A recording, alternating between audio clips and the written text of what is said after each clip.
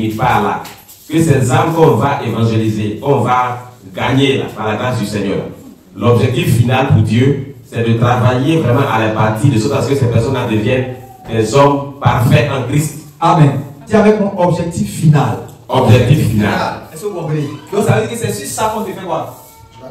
On doit travailler. Non. Oui, c'est sur ça qu'on doit travailler. Mais c'est sur ça que toi, on va te faire quoi? Ça veut dire ça que tu vas récompenser. Est-ce que vous voyez ça? Amen. Voilà. Ça veut dire que c'est ça que Dieu nous a confié. Si tu es avec nous là, il faut savoir que le but là, c'est pas seulement d'aller évangéliser. Amen. Parce que tout ce qu'on vient d'expliquer ici là, si tu penses que le but seulement c'est d'aller évangéliser, c'est que tu n'as pas bien compris le but de Dieu. Puisque celui qu'on va évangéliser, quand il passe des ténèbres à la lumière, de la puissance de Satan à Dieu, du royaume des ténèbres au royaume de Dieu, quand il rentre dans la famille là, il est quoi? Il est fils ou bien il est enfant? Mais est-ce que est-ce que c'est ce que Dieu veut? Non. Dieu veut qu'il ne soit plus un enfant. Donc le travail continue. Et le travail devient rude au fur et à mesure que ça continue. Donc, si tu penses que, ça veut dire, et le Seigneur Jésus ajoutait à l'église ceux qui étaient sauvés. Pourquoi il les ajoute à l'église? Parce que c'est à l'église qu'il a fait don aux yeux d'être apôtres, prophètes, pour qu'ils puissent enseigner ceux qui viennent entrer. Pour que ceux qui viennent entrer ne puissent pas rester toujours au même niveau. Pas laisser les enfants dans un monde hostile, il faut les détruire. Les loups, on les détruit. Amen. Il dit, je vous envoie quoi? Comme quoi? Comme des agneaux au milieu des loups. Donc il y a des loups. Mais nous sommes des agneaux, donc il faut que réellement on puisse être bien bâti. Il faut qu'on puisse passer des enfants à jeunes gens. Vite. C'est clair? C'est clair? Amen. Donc il ne faudrait pas que vous oubliez réellement le passage là qu'on a lu dans Ézéchiel chapitre 47 verset 16 à 17. Amen. Amen. Jean chapitre 8 là maintenant. Ça vient pour compléter le passage.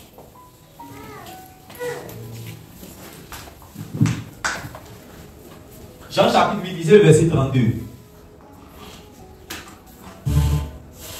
Jean chapitre 8, verset 32. Oui. Vous connaîtrez la vérité et la vérité vous affranchira. Vous connaîtrez la vérité et la vérité vous affranchira. Oui. Il lui répondit. Et ici là, il est en train de parler à ceux qui avaient cru. Amen. Amen. Et ceux qui ont déjà cru, il dit, vous connaîtrez la vérité vous affranchira. Oui. Il lui répondit, nous sommes la postérité d'Abraham, et nous ne fûmes jamais esclaves de personne. Comment dis-tu, vous deviendrez libres?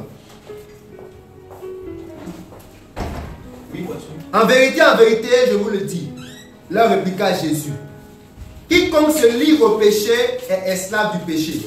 Or, l'esclave ne demeure pas toujours dans la maison. Le Fils y demeure toujours.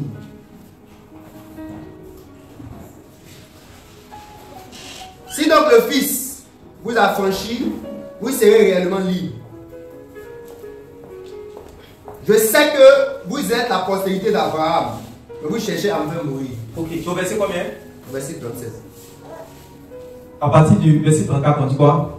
En vérité, je vous le dis, leur répliqua Jésus. Oui. Quiconque se livre au péché est esclave du péché. Oui. Or, l'esclave ne demeure pas toujours dans la maison. Vous comprenez, non?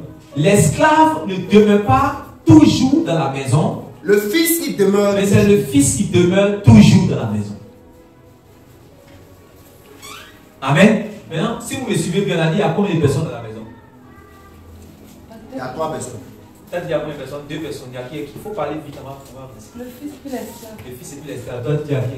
Il y a l'enfant, il y a le Fils, il y a l'esclave. Voilà, c'est la même chose. Vous comprenez? Voilà. Est-ce que vous suivez? Voilà. Puisque quand tu nais de nouveau là, tu nais comment? Enfant. Tu nais enfant.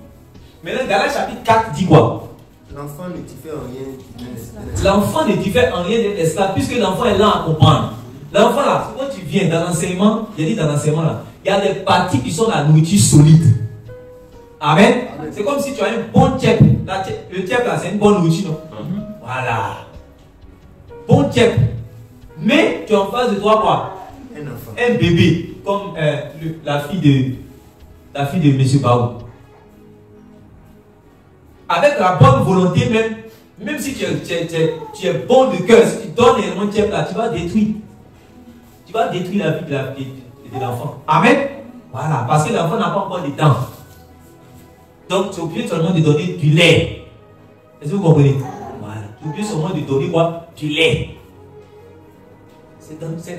Imaginez vous vous trouvez en plein Sahara comme ça. Vous êtes un homme, vous n'êtes pas une femme. Vous n'êtes pas nourrice. Vous n'êtes pas une femme. Vous êtes une jeune fille, vous n'êtes pas nourrice. Et puis, vous avez seulement que du bon tiep pendant que le bébé a faim. Vous avez la bonne volonté de donner le bon tiep là, mais le bébé là ne peut pas manger. Tu vas donner quoi? Et celui qui peut comprendre, comprenne. Alléluia. Il y a des choses qu'on a lues dans Hébreu, vous avez vu. Il dit, normalement, on devait vous enseigner les choses des adultes. On devait vous donner la nourriture des adultes, mais vous êtes encore au lait. C'est ce qu'on peut vous donner. Mais si on vous donne le solide, vous ne pouvez pas supporter. On a lu ça avec Hébreu, on a lu ça aussi avec 1 Corinthiens chapitre 3. Et c'est la même chose aussi avec Galates. Et on a dit ce qui caractérise les enfants, c'est qu'ils sont lents à comprendre. Et ceux-là, tu vas passer du temps, tu vas expliquer les choses, il ne veut pas comprendre. Depuis on montre l'esprit dans lequel on doit aller. Lui, il ne comprend pas. On montre réellement, comment on appelle ça, mais la vision qu'on doit suivre, il ne comprend pas. Il tourne en rond, il tourne en rond, il tourne en rond. C'est lui qui a la mentalité d'enfant. Il est lent à comprendre ce que Dieu veut faire. Il est lent à comprendre. Ou bien il comprend mal, il comprend un peu seulement ce que Dieu veut faire. Chez lui là, quand on dit œuvre de Dieu, quand on dit Jésus-Christ là, c'est évangélisation seulement. Évangélisation seulement. Et vous avez dit quoi? L'évangélisation est une très bonne chose. Parce que si on n'évangélise pas, les gens ne pourront même pas naître de nouveau. Parce qu'il faut évangéliser pour que les gens puissent naître de nouveau. Oui ou non? Oui. Mais après ce travail, il y a un autre travail qui continue. Il faut que toi, aujourd'hui, tu sois en mesure de pouvoir faire des disciples. Et faire des disciples accomplis. Dis avec moi, je dois faire des disciples. Je dois faire des disciples. Et des disciples accomplis. Et des disciples accomplis. Regardez, Luc 6,40 dit quoi?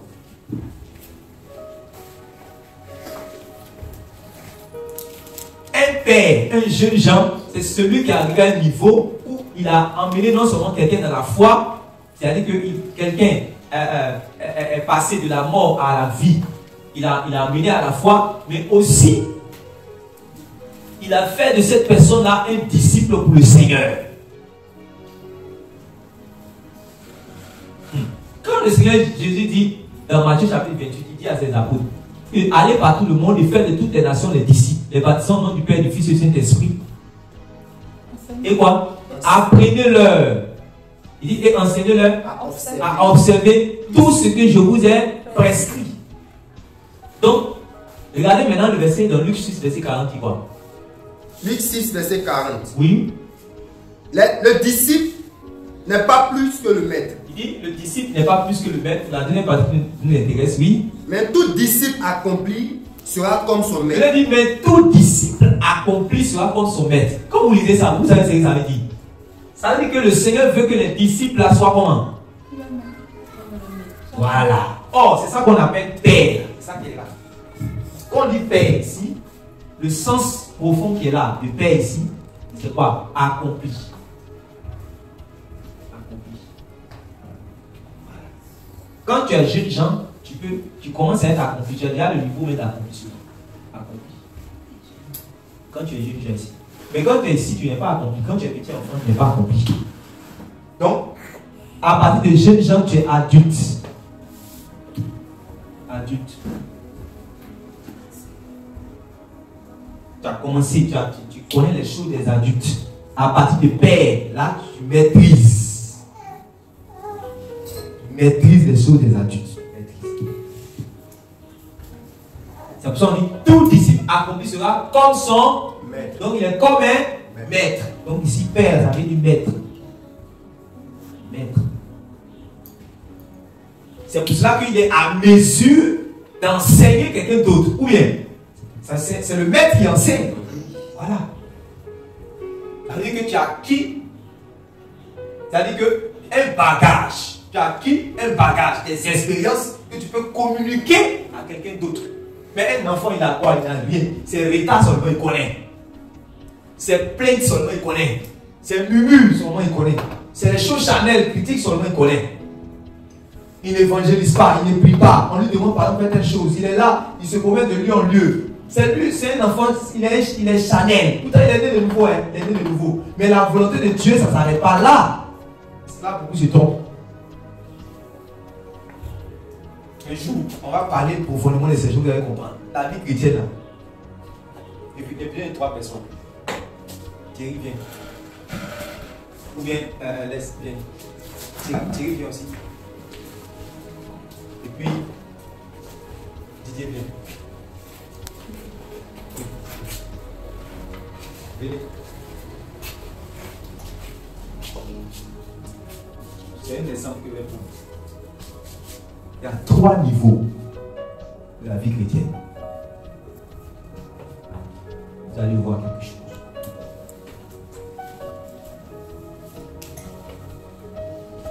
Premier niveau de la vie chrétienne, c'est l'entrée d'abord.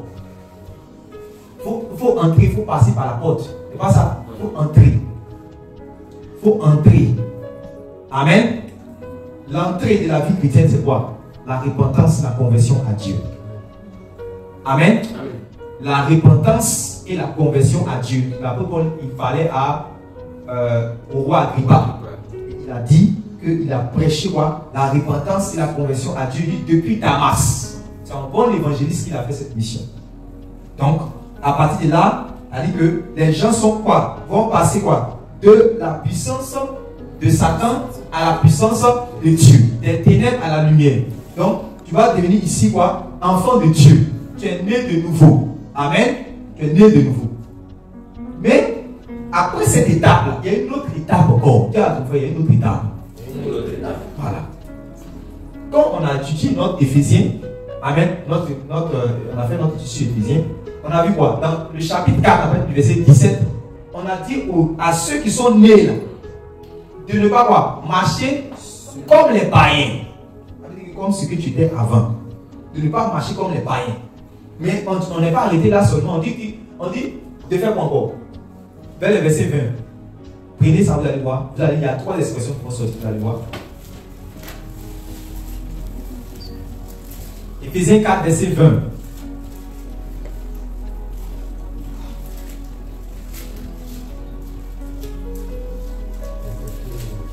Éphésiens 4, verset 20. Mais vous? Oui. Lisez le verset avec 8 secondes. Faites vite. Mais vous, ce n'est pas ainsi que vous avez appris Christ.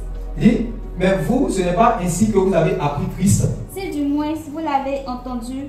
Ça veut dire que quand tu as appris Christ là, ce n'est pas pour vivre selon le monde. Amen.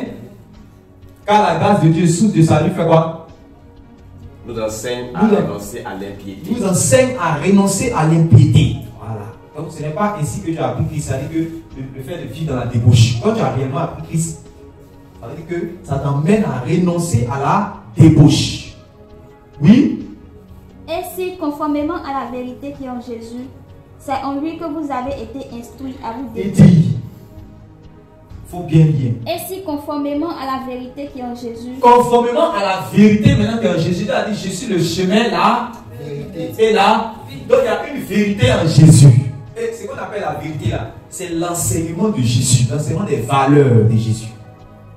Parce que quand tu étais dans le monde là, quand tu étais en Égypte, quand tu étais en Égypte là, tu as adopté la culture de l'Égypte.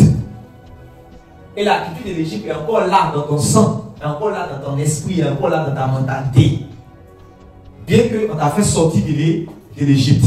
Amen. On voyait des gens qui rappelaient chaque fois à Dieu les choses de l'Égypte. C'est pour cela que l'homme ancien est toujours là. C'est pour ça que tu es toujours tenté. Amen. Mais toi, tu dois faire une seule chose. La responsabilité, c'est que tu ne dois pas regarder, c'est-à-dire que ici. Voilà. Tu ne dois pas regarder ici. Tu dois commencer à regarder où ça? Ici. Ça, c'est ton Canaan qui est là. Amen. Voici Canaan qui est là. Tu ne dois pas regarder l'Égypte. Tu dois faire une seule chose. Tu dois tourner tes regards vers l'avènement du Seigneur, vers le salut. Amen. Voilà la direction que tu dois avoir. Mais seulement que tu seras ici. Supposons qu'ici, là, voilà, je vais remplacer Thierry par le monde. Amen. Voilà. Le monde va commencer vraiment à te tenter, à te faire des tentations pour que tu sois attiré vers ici. Et toi, tu dois regarder de l'autre côté. Amen. Voilà. Maintenant, dans la partie que tu es en train de lire, vas-y. C'est en lui que vous avez été instruit à vous dépouiller. On dit c'est en lui que vous avez été instruit à quoi? Dépouiller. Voilà. Donc ici maintenant quoi? Le dépouillement. Voilà. Oui. Eu égard à votre vie passée. Le dépouillement de sa vie passée, oui. Donc vous souvenez dépouiller, oui. Du vieil homme qui se corrompt par les convoitises trompeuses. Oui. À être renouvelé dans l'esprit. Voilà. Souvenez à être renouvelé. Donc vous voyez, il y a deux. La première partie c'est le dépouillement. La deuxième partie c'est quoi? Être renouvelé, oui. Et à revêtir l'homme nouveau. La troisième partie c'est quoi? Revêtir l'homme nouveau. Souvenez les trois verbes. Attention. Que Dieu vous bénisse.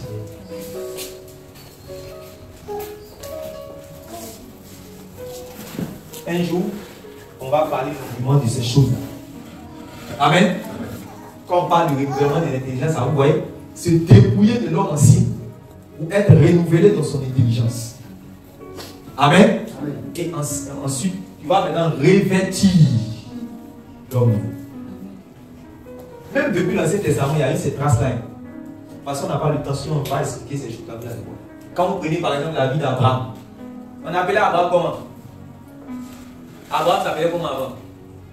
Abraham. Il s'appelait comment? Abraham. Maintenant, on va voir certaines choses. Vous allez comprendre. Quand vous lisez dans Genèse chapitre 12, Dieu se révèle à Abraham. Même, prenez, comment on appelle Josué chapitre 24, verset 2 à 3. Parce que c'est là-bas qu'on vous montre d'où vient Abraham. Abraham vient de où tout ça? De la Mésopotamie, de la Babylonie. Amen. Chez les païens. Il était un païen. Amen. Il était un païen. Donc regardez, lisez ça. Josué chapitre 24, verset 2 à 3. Oui, allons-y. Josué 24, verset 2. Oui. Josué dit à tout le peuple. Oui. Ainsi parle l'Éternel, Oui. le Dieu d'Israël. Oui. Vos pères, Terach, père d'Abraham et père de Nachor, habitaient anciennement de l'autre côté du fleuve. Oui, on a l'habitude de dire, nous ne sommes pas descendus du ciel. Nous ne sommes pas quittés au ciel, nous ne sommes pas des anges. Mais nous sommes quittés aussi quelque part. Nous étions comme vous. Quand on va évangéliser, c'est pas ce qu'on dit aux gens. Voilà. Donc on est en train de montrer l'origine du père de la foi. Il n'est pas quitté au ciel pour tomber. Voici ses origines. Une origine païenne. De l'autre côté du fleuve. C'est pas ça? Ça, quand on a lu dans Genèse chapitre 12, quand on a lu dans Genèse chapitre 12, on a vu cela. Comment Dieu s'est révélé à lui dans Genèse chapitre 12. Maintenant, regardez, dans Genèse chapitre 12, quand Dieu va se révéler à lui, ça ne veut pas dire que comme Dieu s'est révélé à lui, automatiquement, tout est parfait dans la vie d'Abraham. Moi, quand je lis la Bible, que je regarde la vie d'Abraham, bien que ce soit un modèle aujourd'hui, le père de la foi, mais je vois des défauts que je ne peux pas recopier. Est-ce que vous me suivez? Amen. Ou bien, Amen. mon intelligence renouvelée aujourd'hui me montre les défauts d'Abraham que je ne peux pas recopier. Mais c'est à cause de quoi? Parce que l'homme ancien est encore là. Au moment où Dieu s'est révélé à lui en tant que quoi? Dans Genèse chapitre 12, je vous ai dit, ça s'appelait comment? Abraham. Regardez, je vais vous montrer certaines choses que vous avez déjà lu, mais peut-être vous n'avez pas fait attention. Une fois, j'ai partagé cela en ligne. Regardez. Peut-être que je vais scroller, vous allez voir. Quand Dieu s'est révélé à lui dans Genèse chapitre 12, c'est en ce moment que Dieu va lui donner la terre qu'on a lu tout à l'heure, qu'on a étudié tout à l'heure, la terre de Canaan. Dieu va lui donner son héritage dans Genèse chapitre 12. Oui ou non? Ok. Il va aller faire les alliances. Il va aller poser des actions prophétiques. Lisez ça dans Genèse chapitre 12, vous allez voir. Dans Genèse chapitre 12, vous pouvez lire le verset 13. Il dit quoi? Non. Genèse chapitre 12, excusez-moi, lisez le verset. Voilà, le verset 7. Allons-y. Genèse chapitre 12, verset 7. 6. Lis le verset 6. Abraham parcourut le Vous ne pays. savez pas comment il va lire. Ouais, non? Comme ça. Ça veut dire qu'il y a eu quelque chose qui s'est passé dans la vie de cet homme. Mais quand tu lis, tu ne sais pas. Mais il y a quelque chose qui s'est passé. Et puis ce qui s'est passé est très profond. C'est très profond, c'est très spirituel. Depuis l'Ancien Testament, il y a eu ces images-là. Ça s'est passé la même chose avec lui, c'est passé la même chose avec Jacob, c'est passé la même chose aussi avec Moïse. C'est trois aspects de la vie chrétienne, tu n'as pas compris ça. Tu es venu comme si tu vas écouter que le Seigneur est bon, mais tu ne vas pas t'approcher. Tu as dit, comme vous avez écouté que le Seigneur est bon, approchez-vous. Tu peux goûter que le Seigneur est bon sans t'approcher. Puis c'est comme si c'est zéro. Et puis pour toi c'est grave. Ton jugement sera terrible. Le Seigneur est juste dans son jugement. Parce que les autres n'ont pas eu cette grâce que toi tu as eu de goûter. Est-ce que tu comprends? Je fais la parenthèse. Oui. Abraham parcourut le pays jusqu'au lieu nommé Sichem, jusqu'au chêne de Morée. Les Cananéens étaient alors dans le pays. Les Cananéens étaient alors dans le pays. Oui. L'Éternel apparut à Abraham. Oui. Et dit: je donnerai ce pays à ta postérité. Et Abraham bâtit là un autel à l'Éternel qui lui était apparu. Donc, quand l'Éternel t'apparaît, ça ne veut pas dire que tu lui es agréable en même temps. Il peut t'apparaître pour se révéler à toi afin que tu puisses accomplir sa volonté, afin que ce que lui veut, là, il puisse accomplir ça avec toi. Mais seulement que toi, tu dois te laisser disposer. Pour que ce qu'il a décidé de faire, il puisse le faire. Regardez la suite, allons-y. Il se transporta de là vers la montagne, oui, à l'orient de Bethel. Oui. Et il dressa ses tentes, ayant Bethel à l'occident et Haï à l'orient. Oui. Il bâtit encore là un autel à l'Éternel et il invoqua le nom de l'Éternel. Vous avez vu, non? Que quand Dieu dit à Josué que je te donne celui en possession, c'est en fonction avec l'alliance qu'il établit avec son ancêtre Abraham. Est-ce que vous me suivez maintenant? C'est pas ça? Voilà. Mais allons-y, oui. Abraham continua ses marches en s'avançant vers le midi. Il eut une famine dans le pays. Donc il a exploré quoi? Tout le territoire. Il a posé des actions parce que l'Éternel lui a donné ce territoire. Il a fait des hôtels là-bas. Oui ou non? Maintenant, une famine frappe le pays. Quand la famine frappe le pays, qu'est-ce qui se passe? Et Abraham descendit en Égypte où il séjournait. Abraham descend en Égypte où il séjournait. Oui. Quand la famine était grande dans le pays. Quand la famine était grande dans le pays. Oui. Comme il était prêt d'entrer en Égypte. On dit comme il était prêt d'entrer en Égypte. Il dit à Saraï, sa femme: voici, je sais que tu es une femme belle de figure. Quand les Égyptiens te verront, ils diront: c'est sa femme. Et me tueront et te laisseront la vie. Dis, je te prie, que tu es ma soeur. Oui. Lisez. Afin que je sois traité, oui. Afin que je sois bien traité à cause de toi et que mon âme vive grâce à toi. Lorsque Abraham fut arrivé Vous voyez comment il parle? Est-ce que vous voyez comment il parle? Mais quand il va te dire Abraham là, vous n'allez jamais voir ces gens des paroles à la bouche d'Abraham. Allons-y seulement. Dis, je te prie que tu es ma soeur, afin que je sois bien traité à cause de toi et que mon âme vive grâce à toi. Je suis sûr que lorsque vous avez lu cette partie-là, vous étiez. Parce que quand vous commencez à lire à partir du Genèse chapitre, vous êtes content. Dès que vous arrivez sur cette partie, ça vous rend un peu triste et puis vous continuez l'histoire, oui ou non? Parce que vous avez vu ce qui s'est passé, continue pour que vous compreniez encore. Lorsque Abraham fut arrivé en Égypte, les Égyptiens virent que la femme était fort belle. Les grands de Pharaon la virent aussi et la vendaient à Pharaon. Oui. Et la femme fut emmenée dans la maison de Pharaon. Oui. Il traita bien Abraham à cause d'elle. Oui. Et Abraham reçut des brebis, des bœufs, des ânes, des serviteurs et des servantes. Soulignez serviteurs et servantes. Soulignez, c'est pas noté.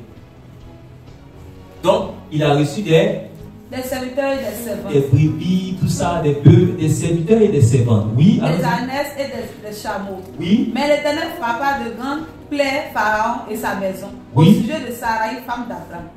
Alors Pharaon appela Abraham et dit: qu'est-ce que tu m'as fait? Pourquoi ne m'as-tu pas déclaré que c'est ta femme? Pourquoi as-tu dit c'est ma soeur? Aussi l'ai-je pris pour ma femme. Aussi quoi? L'ai-je pris pour ma femme. Aussi l'ai-je pris pour ma femme. Vous soulignez ça?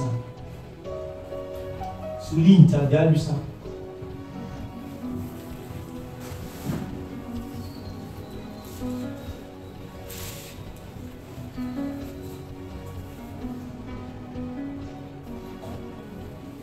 Oui. Aussi l'ai-je pris pour ma femme. Maintenant, voici ta femme. Prends-la et va-t'en. Et Pharaon donna l'ordre à ses gens de le renvoyer lui et sa femme avec tout ce qui lui appartenait. Aussi l'ai-je pris pour ma femme. Vous avez compris ça? Vous comprenez ce que ça veut dire? Hein? Allons-y. Verset 13. Chapitre 13. Chapitre 13.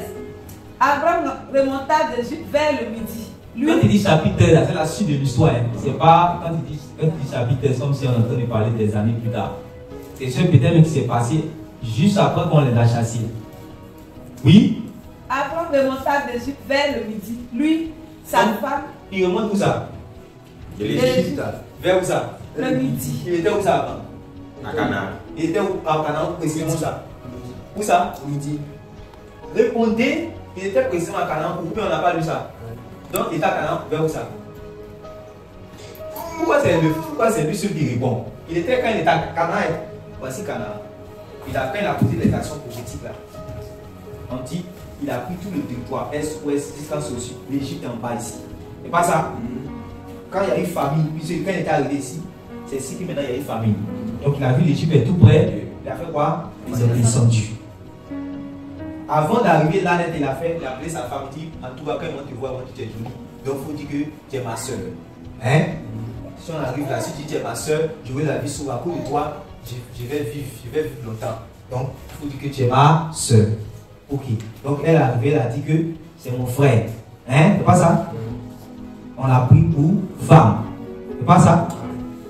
Il a compris qu'il a été frappé, lui et sa maison. Pharaon a été frappé, lui et sa maison. Donc il vient maintenant vers qui? Abraham pour lui dire, ah, pourquoi tu ne m'as pas dit que tu m'as dit que c'est ta soeur alors que c'est ta femme? En temps, avant ça, avant de prendre réellement de prendre Sarai, il avait donné des quoi? Des serviteurs, des servantes, des bœufs. Et il donne maintenant. Maintenant qu'il est frappé, qu'est-ce qu'il va faire? Il va renvoyer qui? Abraham. Il va renvoyer Abraham où ça? Dans le midi. Donc Abraham, quand il renvoie Abraham. Famille là, c'est là ou c'est pas là? Maintenant, c'est quelle famille lui fier? C'est pas que les familles sont descendues en Égypte. C'est pour ça que quand vous allez lire la Bible, en réalité, l'Égypte là, tant que Dieu ne te dit pas de descendre en Égypte, Dieu ne descend pas en Égypte. C'est pour cela que nous, quand on descend en Égypte, c'est sous l'ordre du Seigneur qui a dit allez par tout le monde et faire de toutes les nations des disciples. C'est là que c'est le mouvement qui nous envoie vers le monde. Est-ce que vous comprenez? Le mouvement qui nous envoie vers le monde, vers les prostituées, vers les marabouts, vers les féticheurs, vers les pornographes, c'est l'appel que le Seigneur nous a adressé. Il a dit allez prêcher ma parole. Sinon, on ne se lève pas comme ça pour aller dans le monde. Celui qui va dans le monde, il va comprendre ce qu'il va trouver là. Est-ce que vous me suivez bien? Est-ce que vous comprenez ce qu'il dit? Si tu vas dans le mouvement sans le mandat de l'Éternel, tu vas dans le monde sans le mandat de l'Éternel, l'Égypte c'est le monde. Tu vas en Égypte sans le mandat de l'Éternel, tu vas comprendre ce que tu vas comprendre. Quand on va dans l'Égypte, quand on retourne en Égypte, c'est que c'est le Seigneur qui t'a donné le mandat. Sinon tu vas, c'est l'Égypte là-bas, c'est un danger. Donc il allait, vous voyez qu'il n'est même pas encore entré net, il a dit, ah, voilà, il faut dire ma femme, tout droit, après il est revenu. Tout ça, mais on était dans la même période, c'est pour dire que le chapitre ne vous trompe pas. Amen. C'est-à-dire que le passage du chapitre 12 au chapitre 13, cela ne vous mélange pas, du moins. Voilà. Donc, on dit quoi? On dit Abraham remonta d'Égypte vers le midi. On dit Abraham remonta de l'Égypte vers le midi. Donc, c'est au sud ici. Oui. Lui, sa femme. On dit lui, sa femme. Et tout ce qui lui appartenait. Et tout ce qui lui appartenait. Et Lot avec lui. Maintenant, tout ce qui appartenait à Abraham, vous savez, avec qui il est là aussi. Avec qui? Agar. Agar. Où il allait chercher Agar? En Égypte.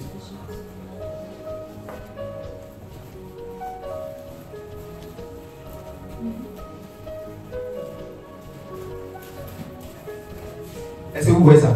C'est en Égypte qu'il allait chercher quoi? Agar. Il allait chercher Agar. Et il va venir avec Agar ici. Qu'est-ce qui va se passer ici? Ismaël. Et voilà où Ismaël aussi nous envoie.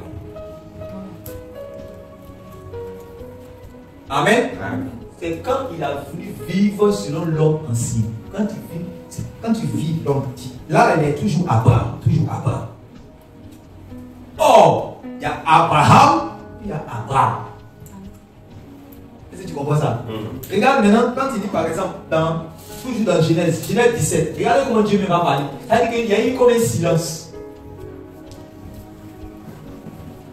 Est-ce que tu comprends? Voilà. Tu vas voir que il y a certaines choses que, à partir de Genèse chapitre 17, là, Dieu va traiter plus profondément maintenant avec lui. Regardez comment Dieu va parler avec Abraham. Oui. Là, il est devenu Abraham, puisqu'il y a eu beaucoup de choses qui sont passées. Genèse 17, vous allez voir que Dieu ne va changer. Regardez, il est toujours Abraham, mais regardez ce que Dieu va dire. Oui. Genèse 17, verset 1. Oui. Lorsque Abraham fut âgé de 99 ans. Oui. Combien d'années? 99 ans. 99 ans. Donc, au départ, il avait 75 ans.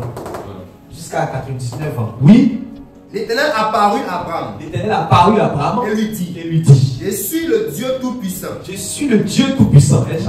Marche devant ma face. Il dit quoi? Marche devant ma face. Soulignez ça. Marche devant ma face. Vous savez que Abraham a été réputé, il a été réellement loué même par Dieu à cause de sa marche. Quand Dieu se révélait aux enfants d'Abraham, il disait, comment il qualifiait Abraham? Il dit, je suis le Dieu de qui? Abraham. Ton père qui a quoi? Qui a été juste, qui a marché dans mes voies, ainsi de suite. C'est pas ça? Mais s'il vient se révéler à lui, il dit quoi? Marche devant ma face. Marche devant ma face. Il dit que le Seigneur t'a emmené quelque part. Est-ce que tu me comprends? Donc, ne te contente pas seulement de la première révélation que tu as eue. Donc, je me suis repenti, je me suis converti, je suis né de nouveau. Ou bien, le Seigneur m'a apparu dans un songe. Ou bien, je ne sais pas, toutes les premières expériences, ça n'a rien fait encore. Combien d'années encore? 99 ans, il se révèle encore à lui pour dire que quoi? Marche devant ma face. C'est pour ça que je vous l'ai dit, ne pensons pas que la vie chrétienne se limite à ça, le premier niveau là. Ah non, je m'habille comme ça, maintenant je m'habille plus comme ça, donc c'est fini, j'ai gagné ma vie chrétienne. Non, il y a d'autres choses. Tu ne sais pas, le Seigneur veut faire quoi avec toi. Tu ne sais pas combien de dames sont encore derrière toi que tu dois gagner dans le Seigneur. Tu ne connais pas combien de prostituées vont se convertir par ton ministère. Et puis tu te contentes seulement à ça. Allez sur Facebook, avant, après. Vous voyez, non, il avait mis mes mèches, j'étais une fille jézabélique. Maintenant, vous voyez, je suis une fille de Sarah. C'est ça. Toute la vie chrétienne, ça se limite à ça. Non. Un Marie-Ange, il faut gagner des âmes pour Jésus-Christ. Il faut qu'il y ait au moins 10, 15, 20 Marie-Anges encore après toi. C'est ça. Oui, on continue. Marche devant ma face et sois intègre. Marche devant ma face et sois intègre. Oui. J'établirai mon alliance entre moi et toi. J'établirai mon alliance entre moi et toi. Et je te multiplierai à l'infini. Et je te multiplierai à l'infini. Abraham tomba sur sa face. Oui. Et Dieu lui parla en disant. Oui. Voici mon alliance. Regardez. Oui. Que je fais avec toi. Oui. Tu deviendras père d'une multitude de nations. Oui. On ne t'appellera plus Abraham. Donc Dieu change de nom. Dieu change. On ne t'appellera plus Abraham. Abraham. Oui. Mais ton nom sera Abraham. Donc vous voyez, il y a quelque chose qui se passe. C'est un enseignement qui est là. Tu ne dois plus être Abraham, mais tu dois être Abraham. Il y a une intervention spirituelle. Tu ne dois plus agir, parler, te comporter comme Abraham. Mais c'est pour cela qu'il a dit sois intègre. Parce que Abraham est intègre. Abraham marche selon la voie de Dieu. Abraham marche selon l'obéissance de Dieu. Abraham marche selon la volonté de Dieu. Mais Abraham, il est encore dans le côté charnel. Si ça chauffe, on peut descendre encore en Égypte. Si ça chauffe réellement, on peut réellement dire à sa femme pour faire ceci. Si ça chauffe réellement, vous voyez, la situation est difficile. Hein? En tout cas, vraiment, ta vie chrétienne, c'est circonstanciel. Il y a des fois, tu marches un peu dans l'intégrité. Il y a des fois, si ça chauffe, tu retournes en Égypte. Ça, c'est Abraham. Mais Abraham, quelles que soient les situations, quelles que soient les circonstances, il sait que Abraham est mort. Mais il doit vivre en tant qu'Abraham. Donc, il va être intègre dans toutes ses voies. Allez, voici ce à quoi le Seigneur nous appelle. Vous comprenez ça? À partir de ce moment, Dieu va dire quoi? Est-ce que Dieu a dit, je suis le Dieu d'Abraham? Je suis le Dieu d'Abraham. Vous avez déjà vu ça dans la Bible? Non. Le Dieu d'Abraham. C'est comme ça? Non. Ça ne se trouve pas au ciel. Ça ne se trouve pas au ciel. Mais voilà le nom qu'on reconnaît au ciel. Abraham. Ça, c'est le nom qui est reconnu au ciel. C'est en fonction de ton intégrité, ta marche, ça on reconnaît au ciel. Sinon, l'homme ancien, là, on ne le connaît pas. Donc, tu dois, le Seigneur Jésus, ta foi, quand tu as mis ta foi dans le Seigneur Jésus, on dit il a crucifié. Donc, il y a eu une nouvelle alliance de Abraham à Abraham. Il y a eu une alliance qui s'est passée, n'est-ce pas? Donc, toi, de ce que tu as toujours été, et de ce que tu es aujourd'hui, de une alliance. On dit si quelqu'un est en Christ, il est une quoi? Nouvelle création. Abraham, quand il était Abraham, il avait toujours les mêmes cheveux, les mêmes habits. L'apparence, tout était là, c'était la même chose. Mais l'être intérieur réellement a changé. Lui que Dieu dit, tu ne t'appelleras plus Abraham. C'est pas la même personne, on parle. Voilà. C'est la même personne, on parle. Mais en réalité, tu dois maintenant renoncer à tout Abraham. Tout ce que tu as toujours été, tu dois renoncer à ça. Ou marcher maintenant dans l'intégrité qui est Abraham. Dans la justice qui est Abraham. Dans la droiture qui est Abraham. Tu deviens maintenant l'ami de Dieu.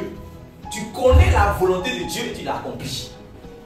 Tu n'es pas quelqu'un comme ça qui marche, tu ne sais pas où tu veux. Le jour ça chauffe, tu fais ceci. Le jour ça chauffe, regardez, quand il y a une famille nette, il n'a même pas consulté le Seigneur. Il dit en même temps, lui-même, il dit, ah voilà ce qu'on va faire, voilà ce qu'on va faire. Non. Mais on consulte le Seigneur. Quand vous lisez quoi?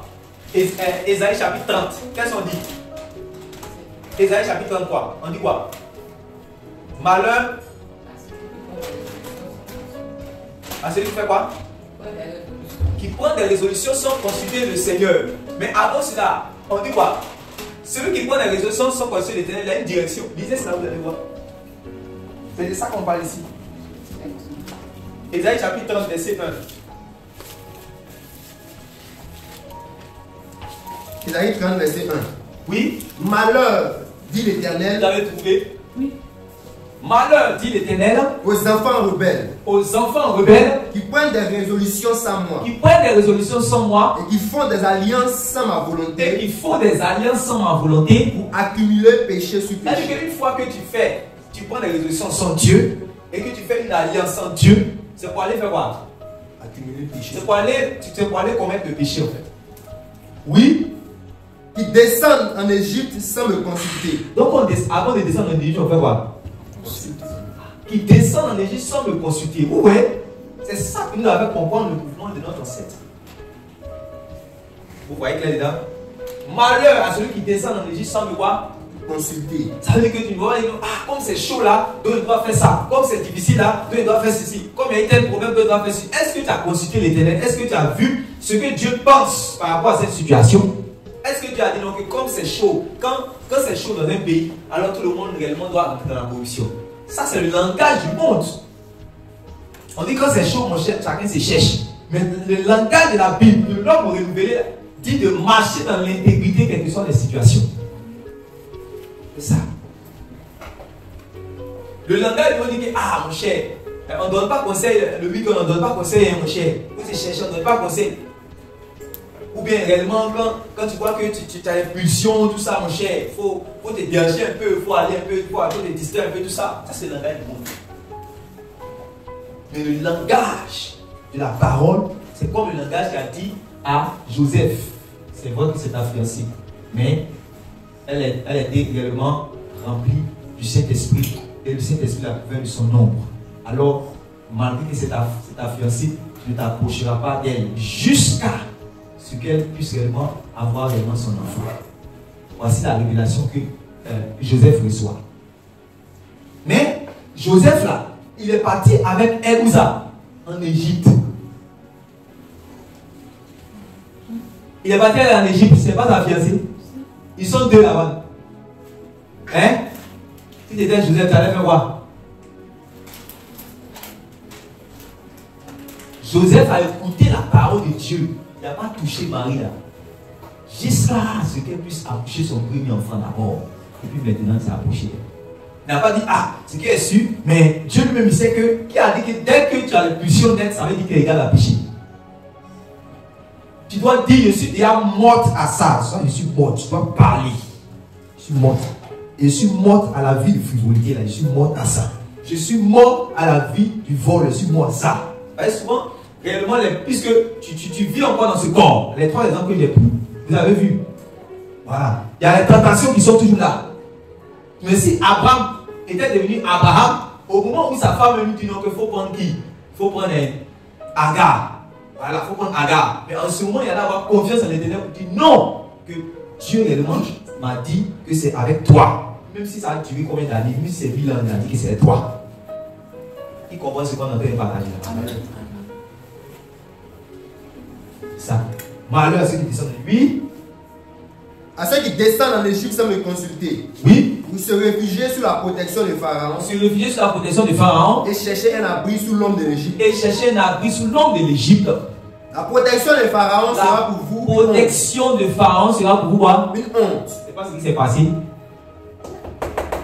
Qu'est-ce qui s'est passé? La protection de Pharaon est devenue quoi? Une honte. Une honte. Oui. Et l'abri sous l'ombre de l'Égypte, une ignominie. Et c'est devenu une ignominie. Parce que réellement ta femme va aller quelque part d'autre. C'est la honte. Oui.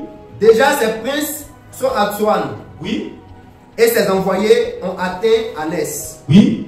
Tous seront confus au sujet d'un peuple qui ne leur sera point utile. Oui. Ni pour les secourir, ni pour les aider, mais qui fera leur honte et leur opprobre. Oui. Sentence des bêtes du midi. Oui. À travers une contrée de détresse et d'angoisse. Oui. D'où viennent la lionne et le lion. Oui. La vipère et le dragon volant. Écoutez. Ils portent à Dodan.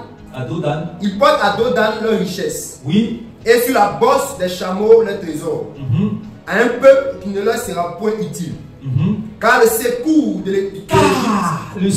de l'Égypte n'est que vanité et néant. C'est pourquoi j'appelle cela du bruit qui n'aboutit à rien. C'est pourquoi j'appelle cela du bruit qui n'aboutit à rien. C'est ça. Les tentations que tu vois, c'est que non. Oui, pour venir. C'est joli à voir. Mais spirituellement, c'est un bruit qui n'aboutit à rien. C'est le problème que tu vois qui est là. C'est le problème. On a parlé à plusieurs personnes, on peut écouter quand ils vont comprendre là. Péché, derrière péché là, grossesse, derrière grossesse là, avortement, derrière avortement là, souvent mort. Mais tu ne vois pas ça. Tu voyais seulement ça, le côté de quand tu imagines, l'ennemi met dans ton esprit, la personne en bikini, assini, 10 minutes de plaisir, c'est tout ce qu'il peut te montrer. Mais grossesse qui est derrière, avortement qui est derrière, mort qui est derrière, seconde mort qui est derrière, ça il ne te montrera pas. Mais il te montrera le bruit des jeux de reins, c'est ça qu'il te montrera. Il te montrera des bruits de la musique de Kif Nobit que tu vas entendre réellement pendant que tu seras au bord de la mer. C'est tout ce qu'il va te montrer. Mais Dieu dit ce bruit-là n'aboutit à rien. C'est un bruit qui va t'emmener à la confusion. C'est mieux réellement de vivre avec Dieu dans ce désert-là. Dieu n'abandonne pas dans le désert. Au moins, dans le désert, tu as Dieu avec toi. Mais quand tu vas en Égypte, tu n'as pas Dieu avec toi parce que tu vas chercher le secours chez Pharaon. Tu vas chercher le secours chez Pharaon. Et tu vois maintenant, les gens commencent à faire réellement, tu commences à être l'esclave. Regardez la vie d'un homme comme Samson. Un homme vraiment qui était l'élu, le roi de Dieu, pour faire des exploits au nom de l'Éternel. Ses parents lui ont dit, mon fils, voilà, on va te donner une femme ici, voilà comment ça s'est fait. Il dit, non, vous là, ça là, le vieux, ça c'était à votre temps que vous avez fait. Nous, notre temps maintenant là, il faut voir comment la vie là, c'est une Miss Mondaine. Il faut laisser, votre temps est passé. Votre temps est passé. Laissez maintenant la foi là, ça évolue chaque période dans son temps. On dit, petit, quand on veut prendre femme là, c'est sur la montagne. Regarde, ou bien au puits, comme au temps d'Abraham, au temps d'Isaac, tout ça, c'est comme ça. Au temps de Moïse, c'est comme ça. Mais non, c'est dans la vallée. La vallée, c'est comme l'Égypte, c'est le monde. Tout ça. La vallée, c'est le monde. Il dit, c'est là-bas qu'il a vu. La fille est sexy. La fille vraiment, elle est canon. La fille vraiment, elle a des revolvers. Vraiment, elle ja. Vraiment, elle est un arsenal dangereux. Ouais. Vraiment, elle est canon. Vraiment, c'est une allumeuse, le vieux. Pour laisser ce que tu dis là. Elle a tous les atouts. Vous voyez? Donc, les gens sont plus connectés vers ce qui est sensuel. C'est ça. Regardez aujourd'hui. Plusieurs ont précipité leur destinée à cause de ce que réellement ils se sont mal attachés, sont attachés réellement avec des filles païennes parce qu'ils regardaient seulement l'apparence. Finalité, confusion. Aujourd'hui, il ne peut plus aller en mission parce qu'il ne sait même pas qui il a marié. Il allait marier une païenne. Il n'a plus confiance en elle. Il ne peut pas lui donner son portable, il va fuir. Parce qu'il sait que si il fuit, il n'y a pas de confiance. Quand tu dois faire les alliances dans le monde, il n'y a pas de confiance. Je ne suis pas en train de parler ici des personnes qui sont déjà dans la chose, c'est-à-dire qu'ils ne connaissaient pas le Seigneur, mais qui ne connaissaient pas réellement les voies du Seigneur, puis qui sont allés s'allier avec quelqu'un qui est du monde, ou bien qui était du monde, et puis toi tu es devenu maintenant chrétien, ton mari n'est pas chrétien, pas de ça il parle. Mais toi qui entends la vérité aujourd'hui, on te parle, on te dit que maintenant que tu es dans la vérité, là, tu dois savoir avec qui tu dois faire alliance, selon la parole de Dieu. Puis tu ne coûtes pas ça, tu marches selon tes sens pour aller faire ce que tu veux comme Samson. Alors sache que la conséquence qui arrive à Samson, ça t'attend aussi. Parce que ce qu'un homme aura sémé, il va le voir. Celui qui était loin de l'Éternel, le voici en train de tourner la meule des Philistins. Il est devenu quoi? Un esclave. Avec les yeux quoi? Crevés. Plus de vision. Que cela ne soit pas ton partage au nom de Jésus. Amen. On ne doit pas descendre en Égypte. On doit marcher selon maintenant l'homme nouveau. Et regarde, en réalité, la plupart des gens dont leur vie réellement ressemble à des dents de scie, comme elle a pu le dire, tantôt en haut, tantôt en bas, à des dents de scie, comme les montagnes russes. Tantôt comme les montagnes russes, tantôt en haut, tantôt en bas. C'est des personnes quoi, qui ne savent pas qu'ils doivent mourir à eux-mêmes, à leur ancienne vie, mourir à cela, commencer à marcher selon l'homme nouveau. Vous ne connaissez pas ça? Tu vas le voir, 6 mois après, Odi va dire non, il est tombé dans le péché, lui, tu vas pardonner. 3 mois après, encore il est tombé dans le péché. Encore il vient demander pardon. Après, 2 ans après, il revient, il est tombé dans le péché. Encore il vient demander pardon. Sa vie chrétienne, c'est comme ça, ça. Non! On dit, si quelqu'un est dans cette condition, il est où ça? Il est dans quel état spirituel?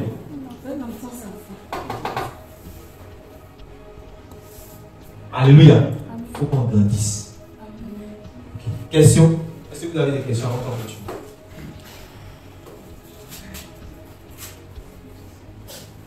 Vous pouvez dire si vous avez des questions, si vous voulez des questions pour enseigner les choses, pour mieux comprendre les choses. On a parlé des choses, s'il y a des choses, il y a des vérités, vraiment que c'est pour la première fois que tu as entendu. Vraiment, il faut poser. Vous qui êtes en ligne aussi, vraiment c'est de ça qu'on parle. Vraiment, il faut qu'on grandisse. Il faut qu'on grandisse. La condition dans laquelle nous sommes là, nous ne pensons pas qu'on est déjà parvenu. Même l'apôtre Paul a dit aux Philippiens, ne pensez pas que je suis déjà arrivé. Je fais une chose, je cours, je vais pour atteindre la perfection. Voilà, c'est ça. Donc, il y a une manière de se comporter, une manière de se conduire dans cette vie chrétienne-là pour arriver à ce niveau. On ne vagabonde pas. Oui, la sœur Linda, vas-y avec ta question. Amen, amen. Bonjour, pasteur. Amen. Sois béni, bonjour, sœur Linda. Tu as la salutation aussi de toute l'église ici. Amen, bonjour à tous. Que Dieu vraiment vous bénisse. Amen. Soyez vraiment bénis par la grâce de Dieu. Je voulais demander par rapport au passage, tu as dit que vous connaîtrez la vérité vous affranchira. En fait, ce que j'ai compris, que j'ai fait attention que oui, c'était aux croyants déjà qui parlaient. Je voulais demander donc, ça veut dire que ce n'est pas la vérité. Est-ce que c'est la vérité qui vous a affranchi quand on est devenu chrétien, ou bien c'est une autre vérité qui doit nous affranchir maintenant chaque jour qu'on devient, chaque jour qu'on va grandir dans les voies du Seigneur? Là, si ça se comprend. Est-ce que vous comprenez? Vous avez compris, non? Ok. Sois béni, que Dieu te bénisse. La vérité, là, en fait, même quand vous lisez dans Éphésiens,